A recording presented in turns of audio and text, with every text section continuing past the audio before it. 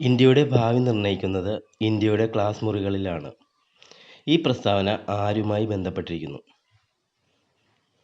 ഇന്ത്യയുടെ ഭാവി നിർണ്ണയിക്കുന്നത് ഇന്ത്യയുടെ ക്ലാസ് മുറികളിലാണ്. ഈ പ്രസ്താവന ആരുമായി ബന്ധപ്പെട്ടിരിക്കുന്നു? Doctor D S Kothari. Doctor D S Kothari.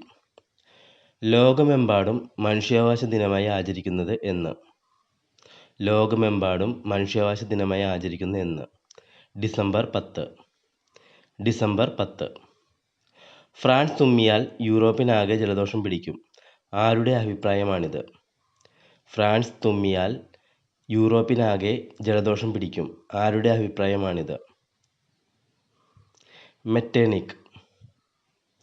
Metternich. Kadathanadan സിംഹം എന്നറിയപ്പെടുന്ന കേരള നവോത്ഥാന നായകൻ ആര്? കുറുളി ചേകോൻ. കുറുളി ചേകോൻ. രാജ്യത്തെ ആദ്യത്തെ സമ്പൂർണ്ണ ഡിജിറ്റൽ കോടതി കേരളത്തിലെ ഏത് ജില്ലയിലാണ് ആരംഭിച്ചത്? രാജ്യത്തെ ആദ്യത്തെ സമ്പൂർണ്ണ ഡിജിറ്റൽ കോടതി കേരളത്തിലെ ഏത് ജില്ലയിലാണ് ആരംഭിച്ചത്? കൊല്ലം. കൊല്ലം.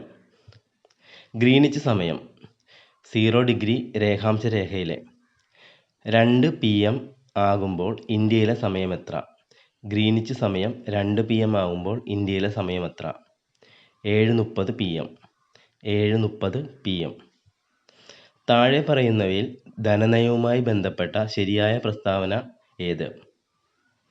ഈ നയം നടപ്പാക്കുന്നത് ബഡ്ജറ്റിലൂടെയാണ്. പൊതുകടം, പൊതുചെലവ്, പൊതുവരുമാനം എന്നിവയെ സംബന്ധിച്ചുള്ള സർക്കാർ നയം. ധനനയത്തിൻ്റെ ലക്ഷ്യങ്ങളിൽ ഒന്നാണ് അനാവശ്യ ചെലവുകൾ നിയന്ത്രിക്കുക.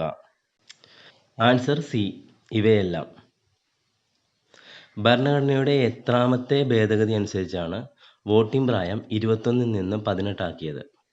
ഭരണഘടനയുടെ എത്രാമത്തെ ഭേദഗതി അനുസരിച്ചാണ് വോട്ടിംഗ് പ്രായം 21 നിന്ന് 18 ആക്കിയത്? 61. 61.